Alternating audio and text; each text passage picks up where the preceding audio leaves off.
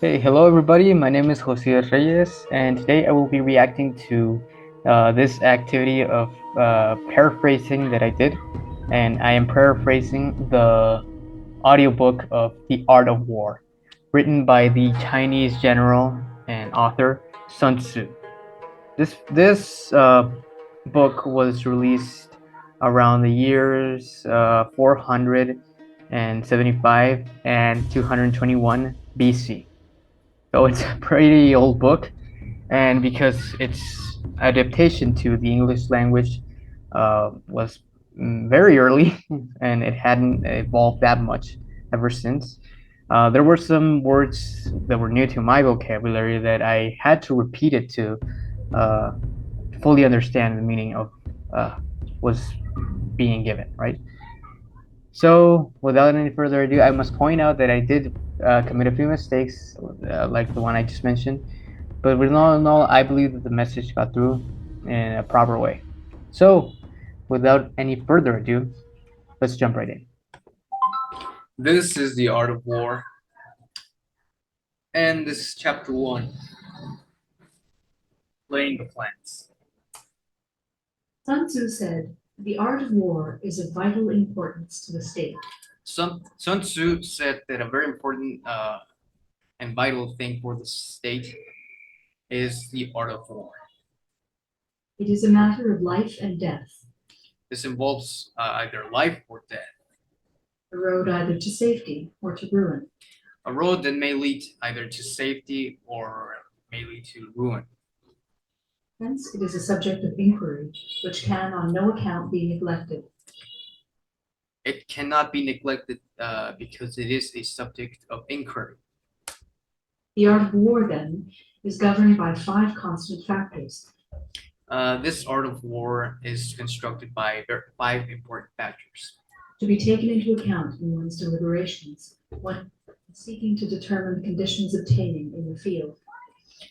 I must point out there that I just skipped a very important part that the woman just said and jumped right into these 5 points.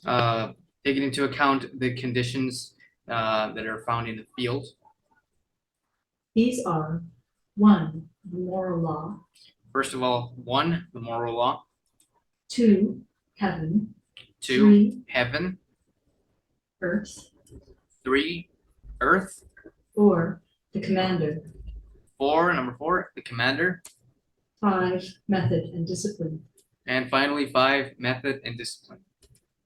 Okay, I had to repeat those because there just was no way to paraphrase these 5 factors, so I just had to repeat them. The moral law causes the people to be in complete accord with their ruler. This moral law, number 1, causes the people to comply with their ruler. So that they will follow him regardless of their lives. So either they lose their life or keep it, they will follow him. Undismayed by any danger. And it doesn't matter that this involves any danger. Heaven signifies night and day. Heaven may signify night and day. Cold and heat. Times and seasons. Cold and heat, times and seasons. Earth comprises distances, great and small. Earth signifies seasons, like small and large. Danger and security. Danger situations or safety situations. Open ground and narrow passes. Narrow passes and or open grounds. The chances of life and death. Or the chances of surviving or dying. Okay, notice here that I'm basically just saying the same things but with different words. It's basically the same thing. The commander stands for the virtues of wisdom, sincerity, The commander signifies wisdom, courage, and strictness. Courage, strictness, traits of this nature. By method and discipline are to be understood the marshalling of the army in its proper subdivisions. By method and discipline are to be Method and discipline understood the marshalling of the army in its proper subdivisions. signify the marshaling of the armies in what are considered to be subdivisions, the graduations of rank among the officers, the ranks of the officers, the maintenance of roads, the well-keepings of roads, by which supplies may reach the army, which supply the armies with supplies, and control of military Sorry on that, but on that behalf. expenditure. and military expenditures control. These 5 heads should be familiar to every general. These 5 traits must be familiar for all generals. He who knows them will be victorious.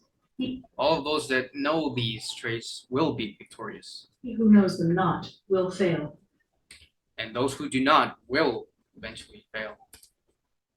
Therefore, in your deliberations, when seeking to determine the military conditions, And in their deliberations, when trying to seek the military conditions, let them be made the basis of comparison in this wise. and in this wise, there must be a comparison. Which of the 2 sovereigns is imbued with the more? Okay, number 1, which of these Which of the 2 sovereigns is imbued with the moral law? which of these 2 Again, I'm sorry, I did not know what this word meant, so I had to repeat it 2 times. 1.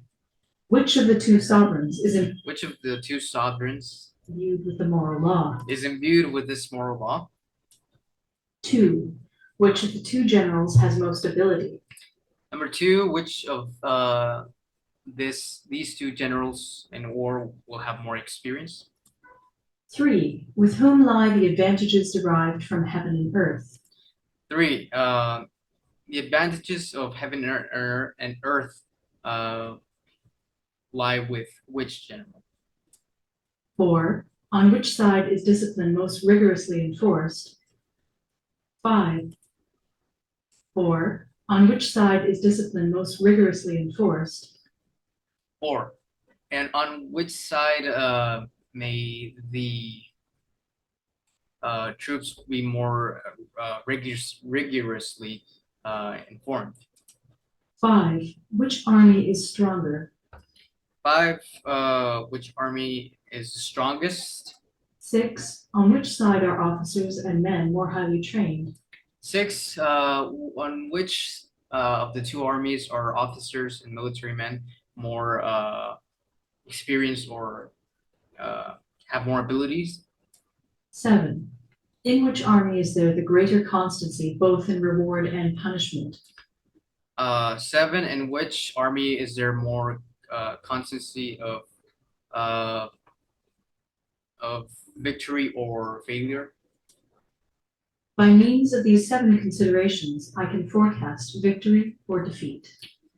Because of these 7 traits, in the end of the day, will determine if a army will succeed or will fail in a war. The general that hearkens to my counsel and acts upon it will conquer. The general that takes these traits into account and puts them in action will conquer. Let such a one be retained in command. The general that hearkens not to my counsel nor acts upon it will suffer defeat. But the one who does not take these traits into account will fail and will perish, Let such a one be dismissed. and they shall be dismissed. While heeding the profit of my counsel, avail yourself also of any helpful circumstances over and beyond the ordinary rules. Avail yourself and be dismissed. While heeding the profit of my counsel, avail yourself also of any helpful circumstances over and beyond the ordinary rules. Taking into account my counsel, dispose yourself of all things that might aid you. Okay, this is a very important paraphrasing in this whole activity, because I really rephrased this part as much as I could and as short as possible. And I really liked the way I did this, because it was the same idea, just reduced to very few words. According as circumstances are favorable, one should modify one's plans. If the circumstance is favorable, you're allowed to modify your plans. All warfare is based on deception. The main key of warfare is deception. When able to attack, we must seem unable. So if we are to attack, we must seem that we are unable to do so. When using our forces, we must seem inactive. If we use our forces, we must look like we are inactive. When we are near, we must make the enemy believe we are far away. If we are near, we must give the appearance to the enemy that we are far away from them.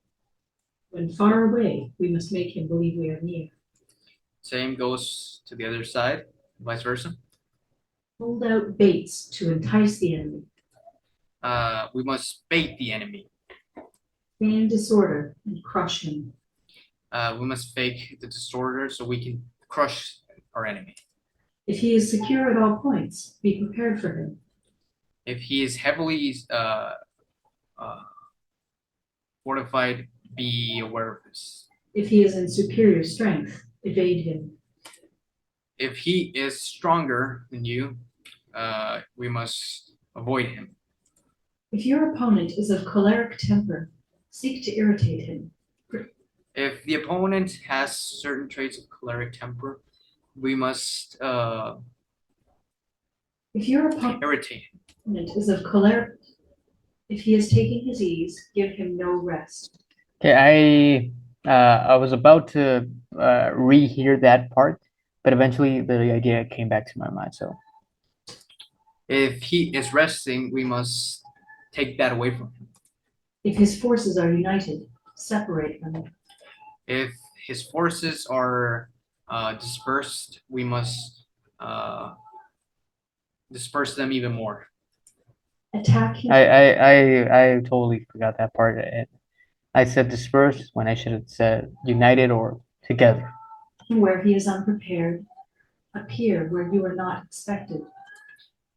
We must attack him when he is not prepared for it, and Attack him where he is unprepared, appear where you are not expected.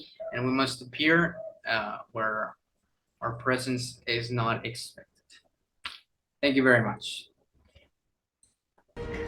Okay, ladies and gentlemen, that was The Art of War by the author Sun Tzu. I hope this video was to your liking, and I hope we did what was the main purpose of this video.